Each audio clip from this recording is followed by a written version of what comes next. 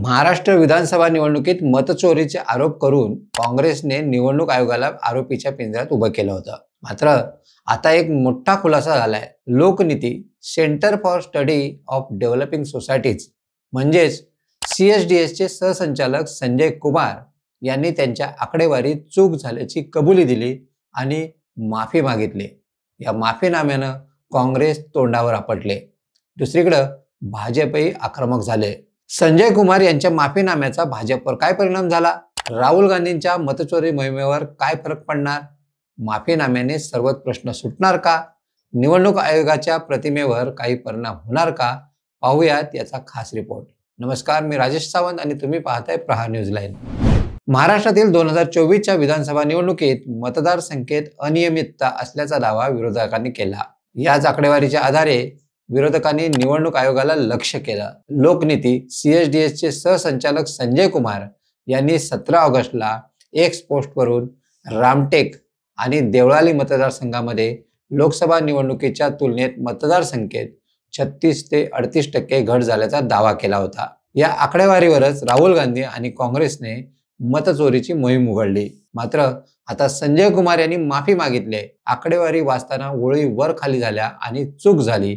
ही आकडेवारी निवडणूक आयोगाच्या वेबसाईटवरून घेतली होती, मात्र तुलना करताना गोंधळ झाला असा त्यांचा माफीनामा आहे. महाराष्ट्र निवडणुकीसंदर्भात केलेल्या पोस्टबद्दल संजय कुमार यांनी चूक कबूल केली. 2024 मधील लोकसभा निवडणूक आणि 2024 मधील विधानसभा निवडणुकीतील आकडेवारीची तुलना करताना ही चूक झाली होती.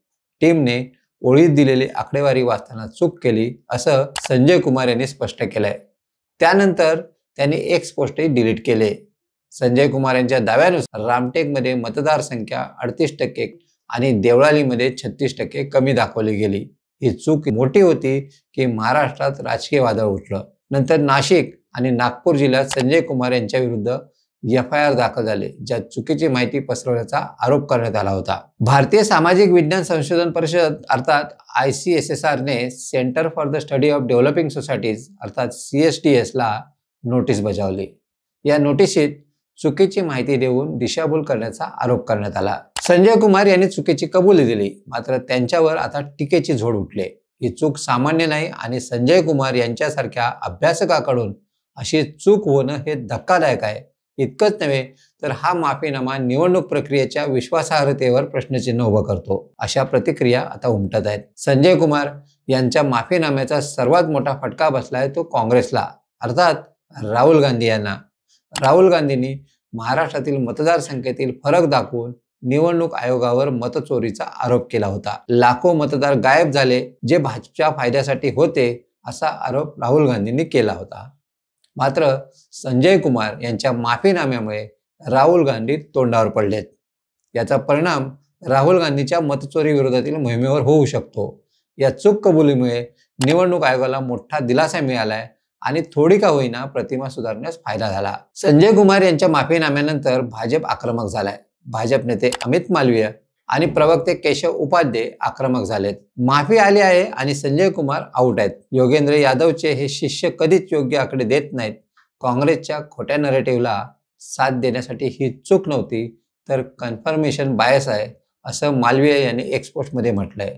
तर हा प्रकार म्हणजे खोटं नरेटिव्ह तयार करण्याचा प्रयत्न होता आणि आता माफी मागून पळ काढतायत असा हल्लाबोल केशव उपाध्ये यांनी केलाय. भाजपने याला काँग्रेसची आरोप करा आणि पळा पॉलिसी म्हटलंय. मतचोरीचे आरोप आता फेक न्यूज म्हणून पाहिले जाऊ शकतात, ज्यामुळे भविष्यातील निवडणुकांमध्ये असे आरोप करणं कठीण होईल. भाजपनं याला इकोसिस्टीमची खासियत म्हटलंय.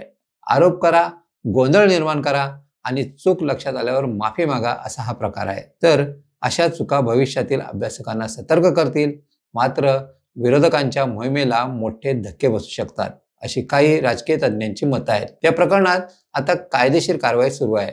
नाशिक आणि नागपूरमध्ये संजय कुमार विरुद्ध FIR दाखल करण्यात आला आहे, ज्यात चुकीची माहिती पसरवणं आणि निवडणूक संबंधित गुन्ह्यांचा आरोप आहे. ICSSR ने CSDS ला नोटीस देऊन ग्रँट रद्द करण्याची धमकी दिली. भाजपने याला काँग्रेसच्या फेक नरेटिव्हचा पुरावा म्हटलंय.